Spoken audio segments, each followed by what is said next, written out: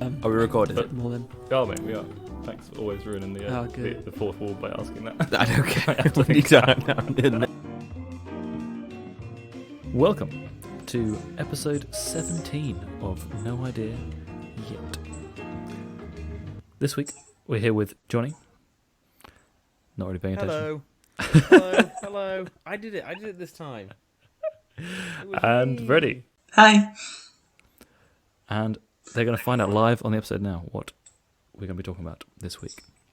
It is memory. Girl. Anyway, we're going to go over a few different things related to memory, and then we're going to go away for a week and research it and come back and see what we remember/learned. So, to open it up, let's go for Johnny. What is your earliest memory? Not even definition. No, Johnny, what's your earliest memory? I'll say a quick thing I did a lecture on this. I didn't do it, but I went to a lecture on this, so I'm going to, for the research, I'm going to get my books out of my garage and go look through my uni stuff. My earliest memory was, so I think what I can remember is, it could have been a dream, could have not been, in the middle of the night of climbing over, there was a child gate on my bedroom door. I had shared a room with my brother, and it was climbing over that at night to go get whatever. And then to put into this of the thing of memory of my mum's earliest memory was her going around on a little like bicycle when she was like however old, going around in circles in the garden. And then it was funny because she told this to her mum and her sister as well, and it was like, no, that's wrong because you were too young at that, because the house that she remembers being in, she was only like 2 or 3 years old, so you were too young at that time to actually be able to do that. What you actually remember is your sister was on that bike going around you in circles. So her earliest memory is actually the memory of her sister going around her, but she remembers she's implanted it as herself into that. That happens all. That's something we'll go on to in a bit, I'm sure. But this is a thing where if you were at somewhere or someone, you hear a lot of people tell a story and you remember it differently, or you would remember being someone else in that story who they're telling the perspective from it. So yeah, definitely happens a lot. Freddie, how about anything? For an early memory? Yeah, or, do you remember do you have an earliest memory that you're like, oh, that was definitely an earliest memory? And I don't know, it'll be interesting to see 5 years ago, today, and then 5 years' time if that's the same answer. That's true. yeah. Well, I think you retain whatever memories you think are memories anyway, at least of your young time, and they're not really going to change. Because that's what they say, isn't it? When you start to see, in your main. I'm not convinced actually. I think they do change every time you remember them a little bit, and then no, but okay. not they wouldn't change dramatically. Like but if it was little details, I think they might. Still the same scene, but different details. Okay, let me reiterate. Your earliest memories are the last to go. All I mean is that I thought you meant that like you as time progresses you forget stuff from the past. No, hopefully. But yeah, no, of course, no. I think things probably do change, and I mean, memories are notoriously unreliable, fickle. But yeah, I have memories. I'm not sure which is my earliest. I have a memory that I think is my earliest of trying to ask for a banana in the kitchen of our old house, and trying to think of trying to explain myself. Like I knew what I wanted, but couldn't get the right sounds out. But I don't know if that's true or not. I also do have at least clear memories of the old house that I used to live in, and I can name different parts of things that were in rooms. My parents have verified that was true, and I was younger than 6, so at least I know that they are true. And it's no way it would have been my brother or sister because they were even younger than me. So at least I can say I've got memories of my brother weeing on me when I was lying down outside in the garden. I've got a few weeks ago, so yeah, memories of burying a what do you call it, like a time capsule in that garden, which would be great to go back to, right? Knock. Excuse me, can I dig up your back garden, please? Why? Did you hide something? Yes, I'm not going to tell you what. No. Because I can't remember, or can I? Of certain parts. It's a USB stick with some Bitcoin that I buried in 2011. Yeah, don't worry. Yeah. Oh man. Yeah. 2011, I would have actually been 14. No. Older than that. Oh, I don't know. I can't do maths right now. 16, 17. What's your age, mate? Current age minus 10. Go on. current man's It's 10. out. I was 16. That's way too old. It's the easiest. 2011 is 10 years ago. I actually couldn't think straight. Yeah. I'm doing engineering. Kill me now. Great. Yeah. The funny thing is, just before your next question, I'm literally rereading The Man Who Mistook His Wife for a Hat, which is by Dr. Sachs, I think his name is. I can't remember. Which is about memory. I mean, lots of it has people whose memories are deteriorating or have certain parts of their memories have changed, or it's madness. So I'll probably end up throwing a bit of that in later on in the episode. Do you think there's a lot of some issue of how much we use computers at the moment, and how much you associate kind of how computers use memory, but then how different that is from humans? Do you think that's Johnny looks excited by that point?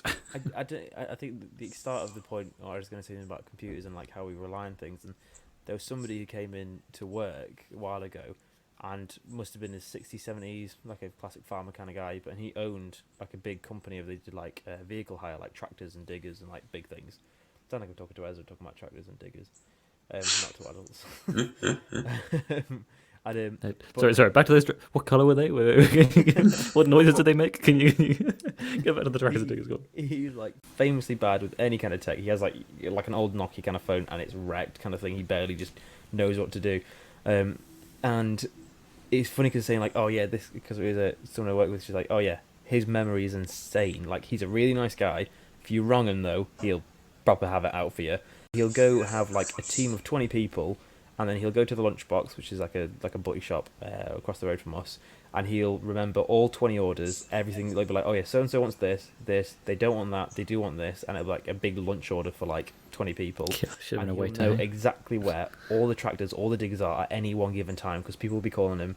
This phone book, he'll just know all the numbers off by heart, and it's just because he's needed. And I don't think that's it. I don't think he can read and write or something like that. It's something mad like he can't properly write down or something, and so he's just always used his memory like insanely because he was never he never properly learned how to. I think it was to write. So yeah, but yeah, just a lot of untapped potential there. Do you reckon? I always find that quite interesting about how little we know about the human mind and all the rest of that. But don't we all have that potential though? Like it's just our necessity. It's our necessity. I never needed to memorize lists of things until I worked as a barman and in a really busy bar, and someone's yelling at you that they want six Jack and Cokes, 2 Cavourge's, 4 of those Carlsberg. Actually, which one's cheaper? Is it Carlin or Carlsberg? Oh, Carlsberg. Yeah, can I have 3 of those? Actually, no, Sharon doesn't want that. Actually, just 2 of those, and also get one of those. What are those bottles down there? Oh yeah, Kronenberg. Yeah, can I get that, please? But needing to know and keep it in my head, and I could do it, and now I can't. I think. I'm sure I read somewhere that it was like old world kind of thing. People were better with memory. It's not that we're not good. It's not like it's a degenerative thing or anything. It's just a case of we don't use our memory like we can do because we don't need to. So it's kind of we used to be better at it, and it's not that we've lost the ability. It's just we don't use the ability. Mind palace. Oh yeah, I mean think about hunter-gatherers who needed to be able to navigate. Which tree was which. Next question for you both: what are you without your memory?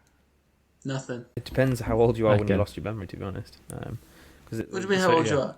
You're nothing. You are just a shell of a human. There's a guy, and we watched a video at uni, and I think he had like a 7-second memory or something like that, and it was like, it's just horrifying, because he was like, I think like a married man initially, and like he was like a well-known pianist or something, and you can see it would be like the case if he'd lose all short-term memories, it'd be like every waking moment of his life would be like, where am I? What's going on? Why am I in this room? What's over there? I don't know what's going on. Like all the time, just having that, you have no idea what's going on. I was like, he could play the piano, obviously, like because you like that muscle memory, and also you've just known what happened the past 7 seconds. You know what you're doing, so you can play a full tune, but that was about it. And like you could see this horrible video of him being completely like bewildered of like what's going on.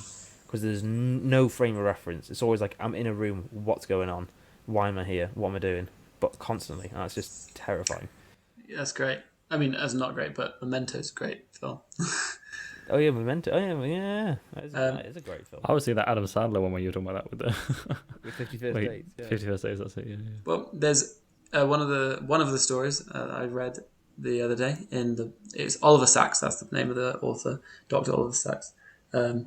I think, his book, and it was a guy who did have this issue, and he was permanently stuck basically in 1945, and he was a really apparently good mannered, nice guy, chatty.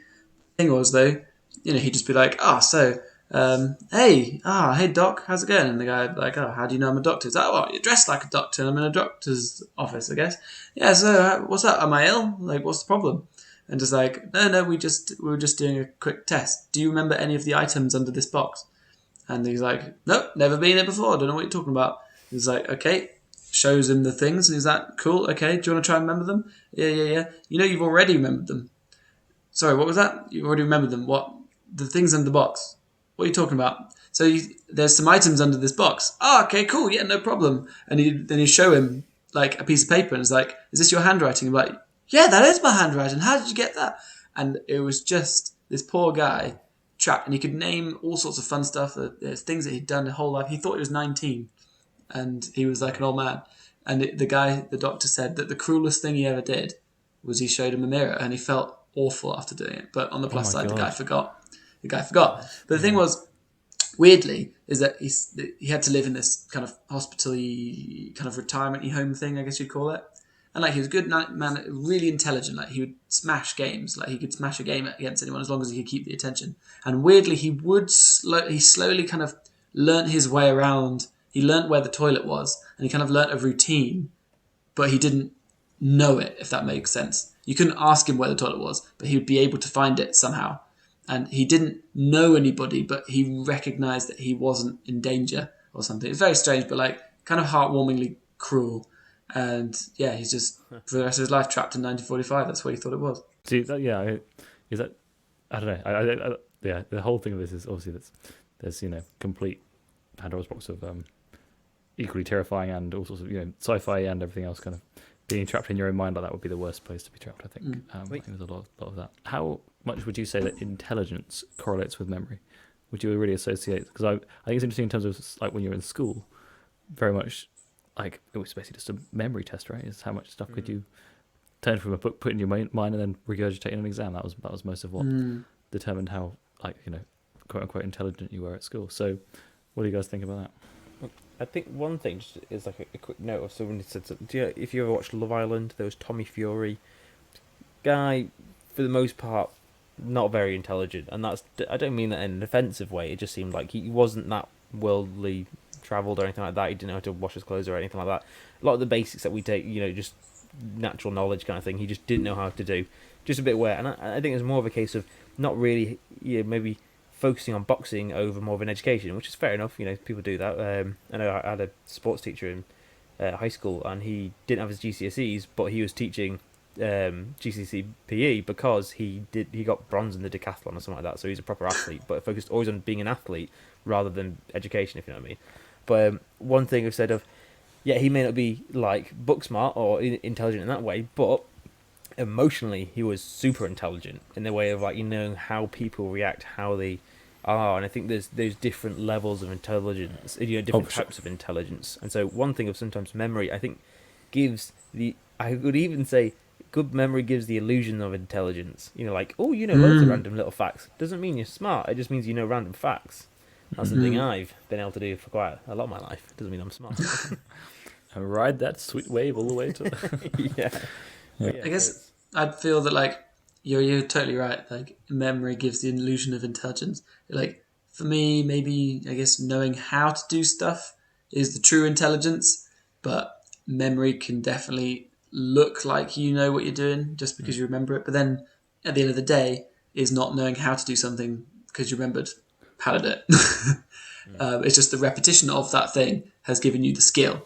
Yeah, it's definitely difficult to separate those two. And like you said, school at an early age is 100% a memory game. I mean, there's a big problem, I think, with people in the elite schools, universities, being the ones that basically just had a good memory and managed to get past all the exams with high marks, but they're not actually that able, as it were, when it comes to the real world job application of what they've studied. I mean, it was a thing of I think talking about memory, it was a uni saying that you get narrow intellect. So a robot has got narrow intellect. So they are like a chess playing robot is the most intelligent chess player on the planet, but they can only do chess, can't do anything else. And that's one of the biggest things with robots. They have a narrow intelligence. They may be able to do loads and loads and loads, but they wouldn't know if someone's smiling or frowning. You know, and it's because we have a very broad, I guess, also what we consider to be intelligence of, you know, always relying it back onto how intelligent are they compared to us, rather than in their own right. But yeah, so that's always the thing. We've got we're many talents. You know, we can do a lot. You know, one thing of what was it? I was watching something that was we take for granted of say if you've got loads of spaghetti lining up, you could have thousands and thousands of pieces of spaghetti, and one is at 45-degree angles, and you can quite quickly point that out. Like our vision is that good that you'd be able to. Do one of you guys say this? I don't watch on TV. That's right. Yeah, it was a thing of. I thought it was our ability to spot, what is of those 9 photos, which one's a fire hydrant or which one's a traffic light. Yeah, that's when so not good. It really shines, right? If you to frame it of, are you able to identify the missing piece out of 2,000 things in a small image? And they're like, yeah, the missing thing is it's just at a 45-degree angle. That's super simple. Of course you can see that, but it's because we're so used to it that that's actually really complicated. If you know what I mean. Well, patterns, isn't it? We see patterns. With memory, I'm just thinking now, because I'm so torn between, do people actually have good and bad memories? Or is it that we just, through the way that we've gone through our life up to this point, kind of our brain's decided what it wants to be good at memorising? That's something I do want to get you guys to research for next week is going to be ways to actually improve your memory and and is it something that we should be spending more time doing? To actually try and actively improve it? Because would that improve other areas of life? Obviously, studying you'd assume it would, but is it something that you really is it a muscle that you really need to be exercising and be focusing on? Biggest thing I heard of is just sleep. When you sleep, it allows your brain to chill out and get rid of all the junk in it. And junk literally by chemicals. It does actually clean your brain, and this is hugely beneficial for memory. And it's kind of you study it all night or something, you remember maybe 2%. But if you study a healthy amount and then go to sleep and then wake up and then do it again, then you're more likely. Oh wait, and that brings me on to my last point. Man, people have different choices of the exact numbers, but you have the 3-7-10 or the 10-10-10 or the 3-3-3, and one of them is the 3-3-3. That was one that I taught when I was doing that study exam thing, which is the learn something, go back to it 3 minutes later, then go back to it 3 hours later, and then go back to it 3 days later. There's a name for this type of thing, and blow me down if it doesn't actually work. If you actually decide you want to memorize anything, 10 objects, 10 equations, 10 methods of making a cocktail, and you come back to it at regular intervals, each one getting longer. It's all about switching something from your short into long-term memory. Yeah. So that transition, that actually if you take the time and effort to do it, then it's a hugely underutilized tool I think that we have at our disposal, because obviously, like you say, so many of the things in our lives we don't require anymore. So. Yeah, like you mentioned, we don't need it anymore with phones. I don't know who else makes notes on their phones for the most arbitrary things, because you're don't need to remember it because I'll put it on my hand or I'll write it in my phone. But then you need to remember to look at your phone when you need to remember something. Because it would go bloop and tell me something. Going for the sleep thing, it's just a TED podcast, and it was saying it's not one of those things you can play. You can't make back sleep. You can't do whatever. It's a case of, I think they did it of something with. I think it was learning. You had to learn X amount of things, and so they studied it of if you get below 7 hours of sleep, you're just not able to remember stuff as well. And it was they tried teaching somebody after X amount of sleep, and it was below 7 hours. And you are not taking in information as well. Just it's a matter of fact, and it's 7 to 8 hours is ideal, and below that, it's oh I know I've worked it so I can work on 6 hours sleep. I'm okay. And it's no, you can't. Your body needs 7. You can't. Also, direct link to Alzheimer's and dementia. The less sleep you have in your life, the higher it's causation to Alzheimer's, which is just terrifying. I'll double check the causation correlation, but so actually, final point on that. Quick one again. You remind me with the Alzheimer's thing. Do you say you were in your later, your sort of twilight of your life, you're in your 80s or 90s, and you get to sort of choose? Would you hypothetically obviously, but you get to choose? Would you rather lose your mind or your body at that point? And so memory or your or your sort of ability to function properly. It's got to be body. Would it be an easy one for you, or would that be a bit more? What's even the point? Exactly. I mean, depends how bad body. If it's that bad with the body, I mean, just die anyway. God, if it's God is getting over. But I think that is I do agree. Personally, I think asking 3 guys in the 20s, that is obviously going to be tricky. But I did have this chat with my grandma not too long ago, who's 92, our grandma Fred, and she was like, absolutely happy to keep. I want to keep my mind. That's what it's. The scary thing, I guess, is if you keep your mind but your body deteriorates, you're there the whole time witnessing it and tortured by it. If you lose your mind but your body's fine, you're just a weird vegetable that's enjoying life. Maybe. Not necessarily enjoying. Can be very... And not even that. But if you're then trapped in your own mind and it's terrifying and bad, like you're saying, I don't know. I guess it's a tricky one. It's definitely a good video, which I'll need to find the name of. I'll be able to find it, but it won awards. It's a short video, like a short film, and it's just powerful because I'll describe it. So there's a pregnant woman who's sat at a bus stop, and there's an elderly gentleman who's sat next to her, and they sit alongside, and he says like, "Oh, is it hard?" She's like, "Oh, pardon what?" It's like, "Oh, like having the baby, is it tough or something like that?" And she's like, "Oh, yeah, no, it's fine." I was like, "Oh, how far along are you?" Like, "Oh, this amount of time." She's been a bit funny with him. It's like, "Oh, well, best of luck. Is your husband happy?" "Oh no, the husband's out of the picture." "Oh, I'm really sorry to hear that. What about you've got family?" "Yeah, well, my dad's really ill, and I kind of don't know what I'm going to do. I'm a bit scared, really." It's like, "Well, don't worry, it'll be okay." And then she goes, "Right, well, this is our bus now." And he's like, "What? Come on, Dad, you need to get the bus." And it's that thing of you meet the two characters as complete strangers, but the whole reason why she becomes more like back offish is because it's her dad who's meeting her in a really lovely for the first time, but it's like you're having to care for somebody, and it's even if they're being nice, it's still like you've got your own life, and it's just difficult. And it's a really poignant, really good short film, and it's like sad, and a really good appreciation for what it was like as the person with Alzheimer's to be like, "Oh, you're just having a nice chat, you're obviously at the bus stop for whatever reason," and suddenly it's like, "Why I have to follow this person I don't know, get onto a bus," mad. Oh, that was well worth the length of the story. I'd just end it there, definitely. Yeah, that was great. Okay, guys, we'll call it there for this week. Thank you very much, guys, for listening to this first half of our of episode 17 on memory, and we'll see you after this short break.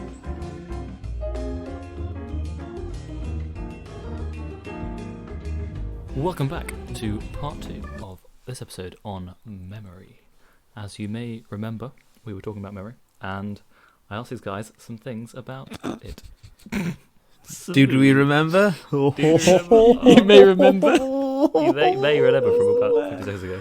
What a joke. Okay, so let's open it up to Freddie. So, who you may notice this week sounds slightly better. 20 euros only taken better. him 17 episodes to get himself a mic. But he's move got around a one, lot, okay? So, That's no excuse. so they're so cumbersome to travel with a tiny mic. But yeah, so in my pocket, it barely fits in my pocket. Barely. Yeah. I mean, Well, it does. but you have some sort of bag when you're traveling, mate, rather than just carry everything that when you travel anywhere in your pockets. In your pockets, like Skyrim. I'm over encumbered from all the things in my pockets. I had to buy new trousers just for bigger pockets. I don't have to wear 2 pairs of trousers at the airport. Yeah, just I've got the extra pocket space. I wear on my trousers t-shirts. instead of sleeves, so I have an extra leg to fit stuff in, and they hang off my arms. But no space for a microphone. You joke, but I have one. I have one. Multiple pairs of trousers at an airport once. Freddie, I would love to know, what did you Yeah. research this week about memory, and what sort of jumped out at you? And did you do your homework? Did you know what it was? I did. Yeah, I did my homework. Shut up. Well, the first thing is phone you open. type in Yeah, memory. I've done my homework right now. Yeah. Yeah, Wikipedia. Hey, nice. It was like you Google memory, and then someone like puts up what are the 3 types of memory, and you scroll a bit further, and it's like what are the 4 types of memory, and you keep going, gets to 7. It's like what are the 7 types of memory? So, according to one site, the types of memory are broken down into short and long term, and then short term you go much further because I guess you forget, and long term goes down to implicit and explicit. Explicit memory is kind of like episodic, which is like events which gets reconstructed over time, and you constantly remember things differently. Then you also have semantic, which is like knowledge, where you're like, yeah, I know that you need 12 inches to a foot. Is that right? Is it 13? 13 inches to a baker's foot. Yeah, sure. Yeah, that's it. Of course. That's a niche reference. And then you've got the implicit memory, primary, which is knowing how to do something, or like speaking, you just do it instinctually. And then motor memory, like riding a bike, and I don't know if you're really good at chopping onions, maybe you're good at that. So that was the first kind of hole I went down, like the types of memory. And the fun part was like how the reconstructed memory, like you're constantly forgetting and re-remembering and forgetting and re-remembering, and it just completely warps it. Like it is really difficult to maintain like true recollection of events. But yeah, so that was the first bit I mentioned. I'll go into other stuff later. I feel like Johnny might want to define memory. I mean, come on, guys. Over to Johnny for the definition, please. I mean, he's been sat there the biggest. itching. He's just been sat there. His You knuckles all white. didn't even mention that as even such thing as a definition. I mean, come on now. Freddie's given some different, but let's hear the official. It's the Johnny's faculty by certified which- definition of memory. Let's do it. The faculty by which the mind stores and remembers information. Something remembered from the past. Those are the two different ones. I mean, I had... As opposed to the future? Or also, Hey, I fun. actually had a really cool idea that planning is trying to remember the future. Ah. Yeah, that's... I like as well. I mean, someone can correct me if I'm wrong, but I'm pretty sure I'm right. Of that we say you're looking forward to the future and you're looking back to the past because you're walking forward. Whereas in India, it's that you're walking back to the future and you're walking forward to the past because you can't see what's behind you, so that's the future, and you can see where you've been, and that's the past. So it makes sense. That was Robert Zemeckis' inspiration for the film, for all three films, Back to the Future, actually. So yeah.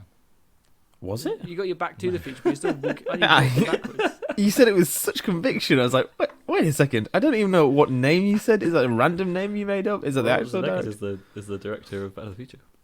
Oh, no way. And Forrest What? Gump. I actually thought it was Steven Spielberg. I'm so confused. No, I'm pretty Jaws was in the second one? No idea as yet. the 3D let's thing. check that, actually. I'm pretty sure it's Robert Zemeckis.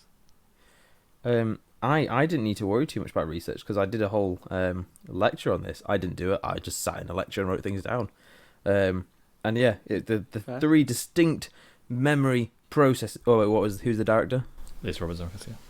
Yeah, I mean, you're saying the second name so fast. I don't know if you actually know it or if it's just because you know it so well you don't need to say it properly. Zemeckis. Yeah, I don't know anything. Yeah, so as I just got my old uni book out and I was like, oh, look at all the stuff I did before, and now I've forgotten everything immediately. So three distinct memory processes are encoding, storage, and retrieval. So it's pretty self-explanatory. One is you're just writing it down. Two is you're putting it somewhere for later, and then retrieval. The third is you just getting it from wherever you had it to read it again.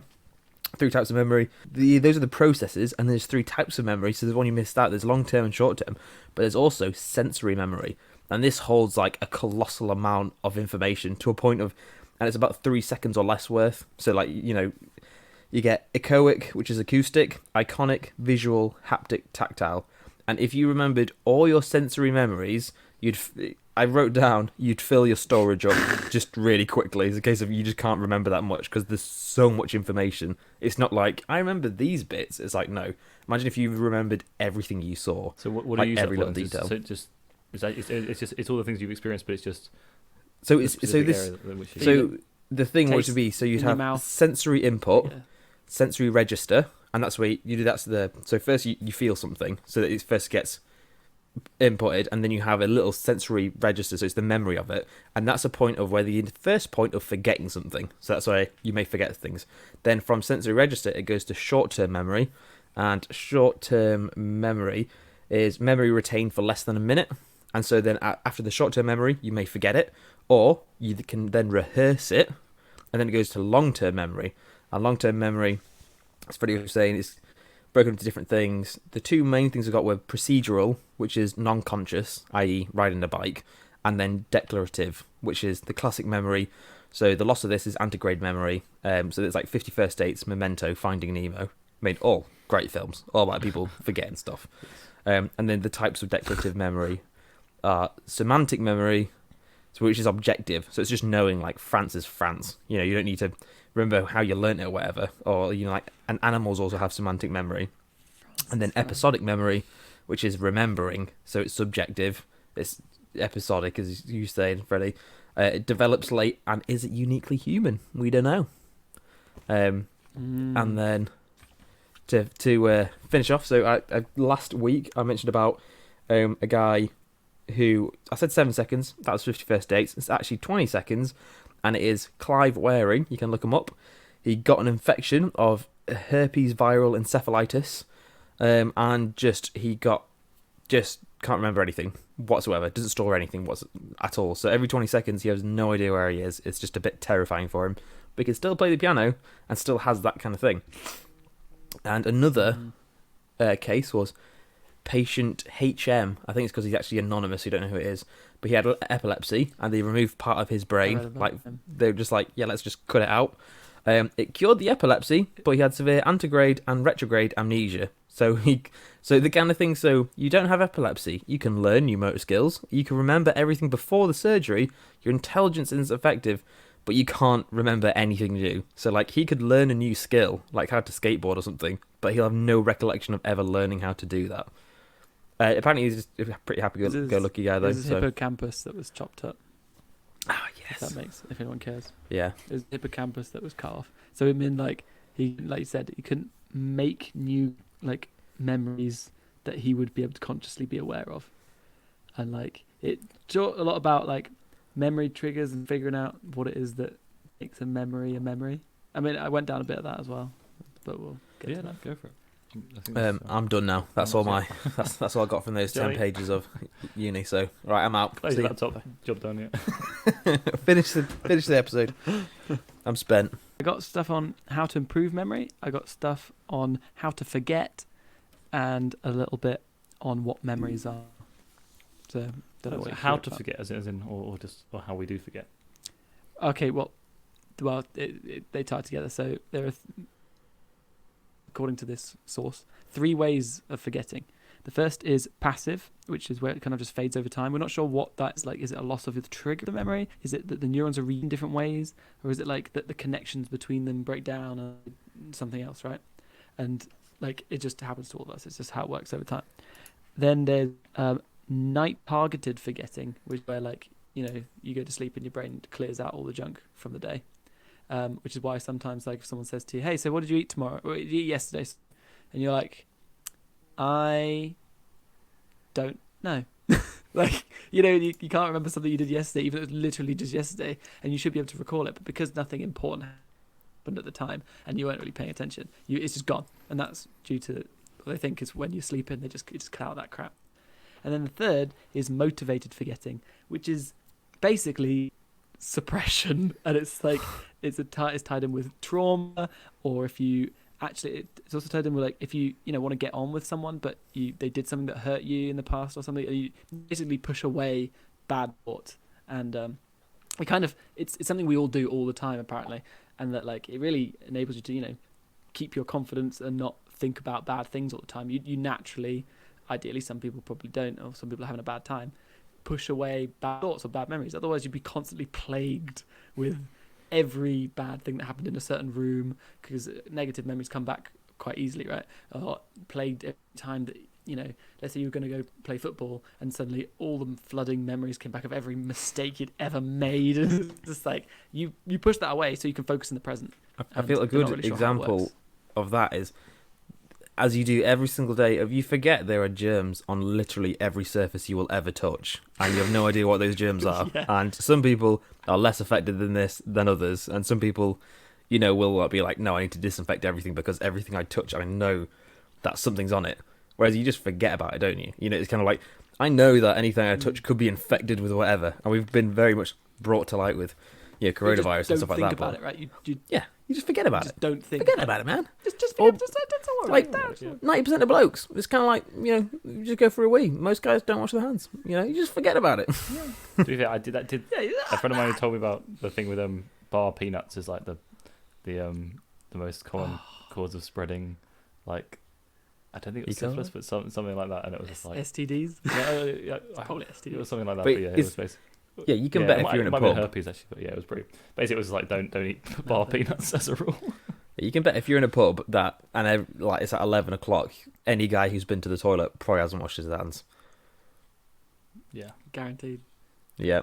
Yeah. That's the sad. Yeah. That's just the truth, the hard, cold truth. that's what people come here for, the hard, cold facts on things that we think we maybe know. Yes, it's good stuff. But yeah, Well, no, that's very good. So sorry, I've got to tell you about sorry, this. go on. Oh, what memories are was I wanted to hear you guys' thoughts on this, because this was kind of tricky when I was reading about it. Because like, we're not computers, right?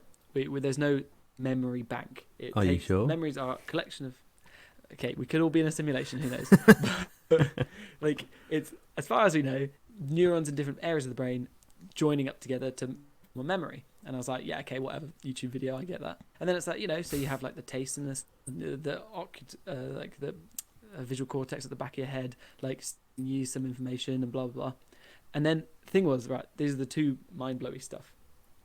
One mind-blowing stuff is that when you remember something really vividly, you actually sit and lay through memory. As far as your brain's concerned, you're there, actually actively having that information sent to your brain. By stories, and when you're like really engrossed in a book or a film, or someone's telling you a story that's hilarious, and you're in the moment with them, as far as your brain knows, you're getting that information in, like you're there, which is why it's so common for like people to get fake memories from people telling stories enough that you think you were there, but actually you weren't actually there. Right? I'm sure you've maybe experienced that, where you think a childhood memory is yours, but it's not. That blew my mind. And then the second part. Go on. I mean, in my head, it came to me and I was like, oh, what a great little, like, inverted commas quote or something like that. And then I lost it a bit, so now I'm trying to like think of a good way. Either way, sharing a memory is the only way to know it's real. And the thought of, like, what's the difference? I was thinking before, it's like, if you can imagine something really fiercely, you can almost imagine like it actually happened, if you know what I mean. And it's just imagination, but it's only if you're able to actually share a previous experience that you definitely know it is true or not, if you know what I mean. The best rule for that is just never let the truth get in the way of a good story, But but yeah, somebody said my nine's Welsh for grandma. She's 96, and everyone she's known is just dying around her, and it's like she does RNLI, and it's like the 80-year-olds get her to do stuff because she's just more mobile than them, and she's got like people younger than her all dying out. There's nobody her age anymore. They're all dead. I know it's quite sad, really, but also she just gets on with it because it's just life. Oh. But for her though, so many of her memories will be known to share with, if you know what I mean. And like if you've seen Coco or Book of the Dead, stuff like Book of the Dead, Day of the Dead. What's it called? No, it is Book of Life. Book of Life. That the idea that when there's no one there to remember you, that's when you actually die. Yeah, there's like because two deaths, right? The first death is when you die, and the second death is when the last time that anyone mentions your name, like the last memory. Yeah, once that's gone, what you die cool twice, thing. And that's, Final point is my mum's been going through some more like video cassettes from like years back. So my dad died when I was 4, so that's like 23 years ago. So she got these things developed out, went to a place and put it onto USB. Played a video with my brother, and it was like my dad said a sentence, and it was like his voice probably hasn't presenced like the earth and the whole universe for like 23 years since. Like there's been no like that like crazy. Set of sound waves hasn't been around, has not been present whatsoever, and that's the first time somebody's heard his voice in that 23 years, which is just mad, that idea of like bringing it back to life. Yeah, so I still need to listen to it. That's true. Hopefully I can go to my brother's on Sunday. So oh, you weren't there? She's just no, been playing it because she got the USB, went to my brother's to see New Baby, and then like, oh, we can play this, and can I give you this so you can edit it to make it kind of, obviously old home videos is full of rubbish, mainly of some like, look, cool, a camera, let's record this wall for like 20 seconds, and then oh look, someone's over there doing something and nothing's really happening. So But yeah, so I still need to watch it, so we'll be hopefully on Sunday. I see that. There's a movie that was like a guy at a wedding. He just zooms in on a plate of ham for like a good 20 seconds.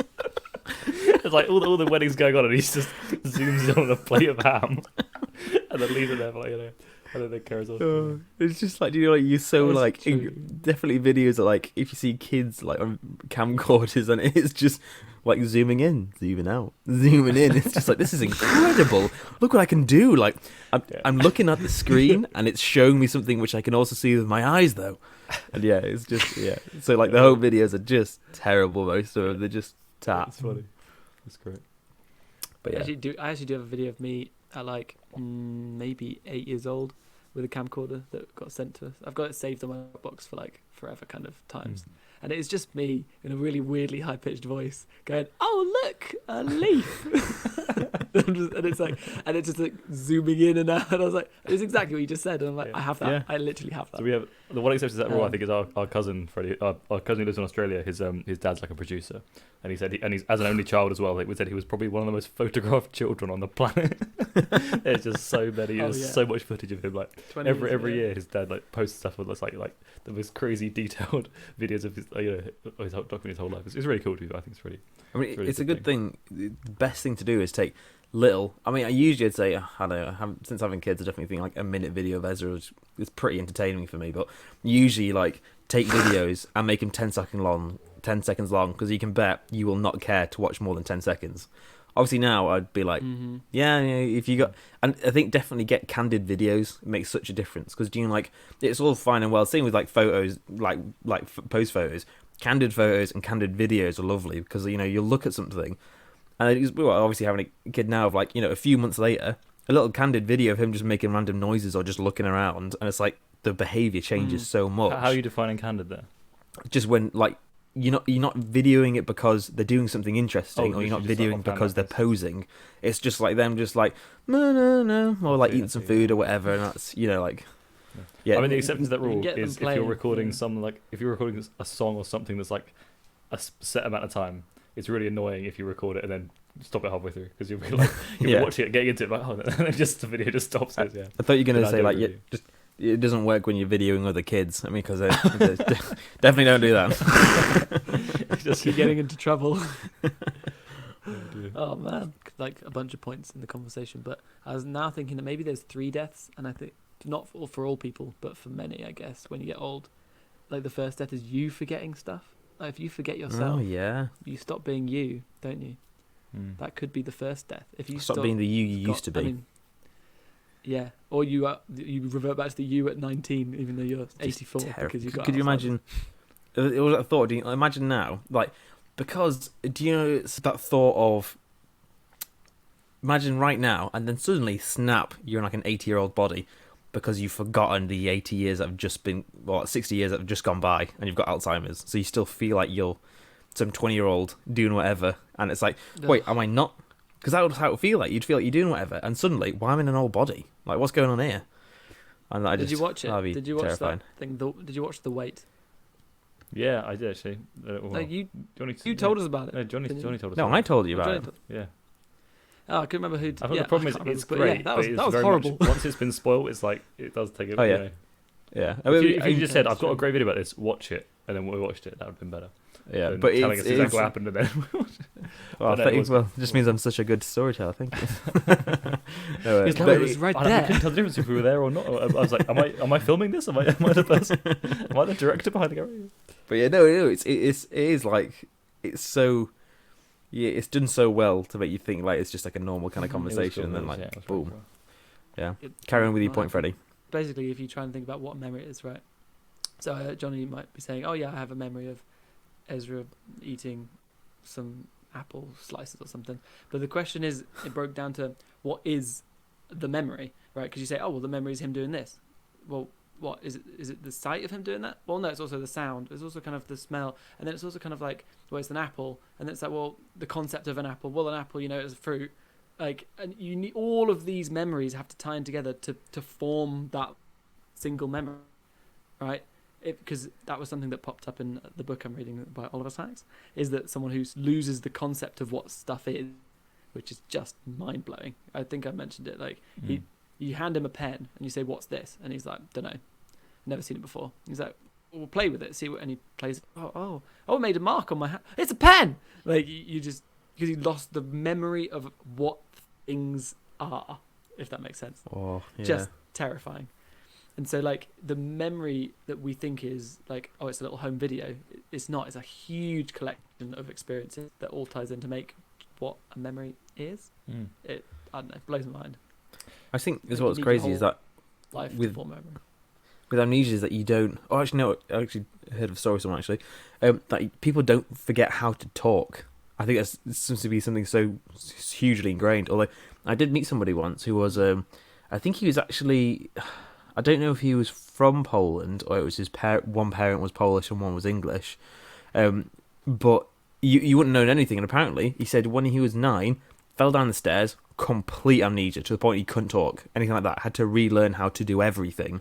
So he used to be able to speak Polish and English, and then after the 9, they just taught him just English effectively, and he had to relearn how to walk, how to talk, everything. Like a complete, and like all those memories before then is just nothing. I think it's absolutely mad. The idea of just forgetting everything. That's terrifying. Yeah. Speech. Sort of follow the thing you said just before that. It was the home video thing. How different do you think it is for the person watching that who was there and then someone who wasn't there? Because obviously, like I say, it's just that little snippet, right? So for someone watching the video who was actually Fills there, stuff in, doesn't it? yeah, and or the person who was just watching it, I've never heard this before. It's just interesting how much more your mind will actually like fill in around the outside, around how much deeper your memory goes, as it were, than just these little snippets. Because you're watching if like nostalgia, isn't it? When you're watching it with a memory already attached, it makes that video so much more alive than when you're just watching a video and you've got nothing prior to it. You're like, okay, cool, whatever. But I think with storytelling like movies, suddenly if you started a film 3/4 of the way through, say like Endgame or something like that, one of the big films, it's be like, oh, what's going on? I mean, he's like, have you not watched the previous 10 years of films to make sure this is like so incredibly huge? And then you're watching it like, oh, cool, they died. Is that an issue? Yeah, it's massive. That's huge. Like, okay, whatever. So like you're seeing the same thing, but you're not actually. Yeah. Freddie, I hear you've got a story for us. Oh, story time. Yeah, it was just another one from the book, and this is another weird way that the brain works. And man, it was just something that you just can't conceive. None of us could probably really conceive of this. So it's a woman who had a stroke, and it was like one half of her brain had a bad time. I think it was the left half. I'm pretty sure it was the left half. Oh no, maybe it was the right half because it affected her left side. And she was afterwards. She seemed pretty fine, and she could function and everything. But she'd make weird complaints. Like she'd be sat down, and someone would be like, "Oh, here's your dinner, Dorothy," and she'd be like, "Oh, it's very small today," and they'd be like, "No, it's normal size." She'd be like, "It's very small," and then she'd be like, "Where's my coffee?" It's like, "It's right here," but it was on her left side. But her eye worked, right? Her eye worked. It's just that she couldn't see stuff on the left side, right? And you think, okay, fine, whatever, Freddie, that doesn't seem that odd. She'd forgotten what it is to conceive of stuff on the left, to the point that if she's staring in the mirror and she's doing her makeup, she puts the makeup on only her right side of the face. And if someone's like, "Where is your coffee?" and it's on the left side, she can't remember to look to the left. The only way that if she figured it out after like a lot of trial was that she had to remember, I need to look to my right all the way around in a circle until she found the thing that she was looking for.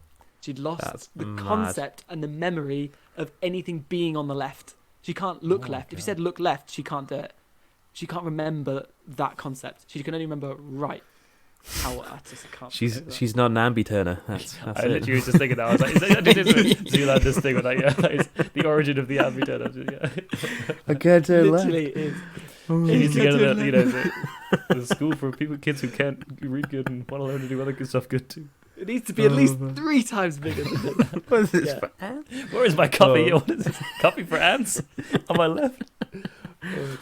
Well, is that the same person though? Maybe it's something different, or something where like, if not thinking about it, I'm sure I heard something of where it was like somebody didn't properly register stuff, but they could still know it was there. So it'd be like they may pick it up to drink it, but they won't be able to tell you where it is on the table, kind of thing. Or am I thinking of something that's else? the thing. It's not her, but it's a damage to your visual cortex where, like, your brain can't see stuff through your eyes, but actually other parts of your brain use your eyes too. So if you throw something at them, they dodge it, but they can't physically see it. Like, it'd move out of the way. Like if you swung something at them, because that part of your brain is a different. It's not like a dangerous test. But let's see if you can do this or not. We're just going to talk about you. I'm with you. So, but they could navigate walls and they could move around.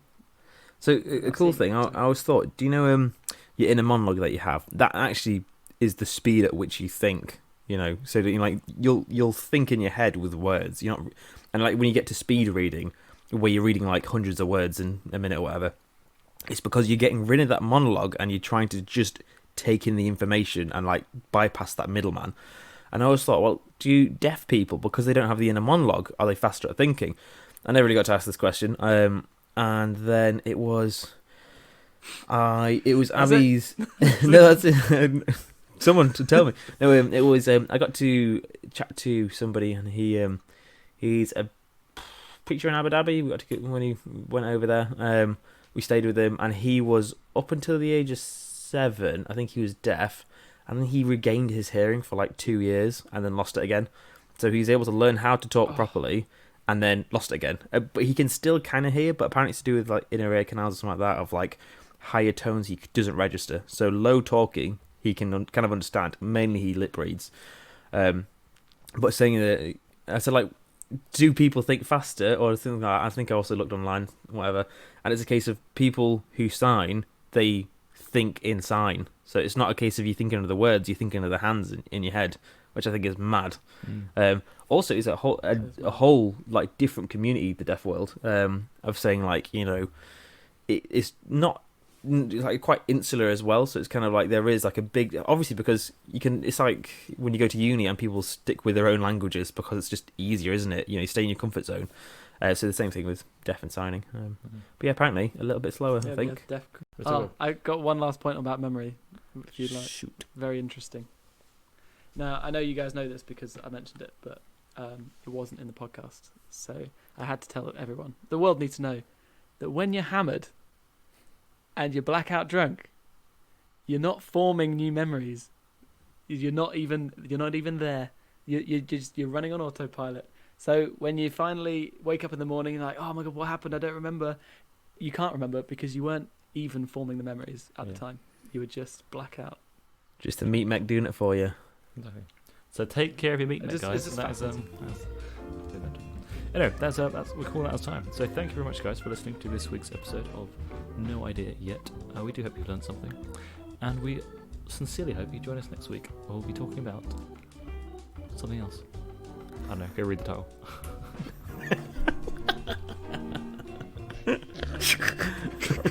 I like that. That was good.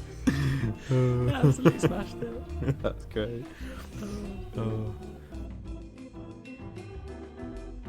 Thank you very much for listening to this week's episode of No Idea Yet.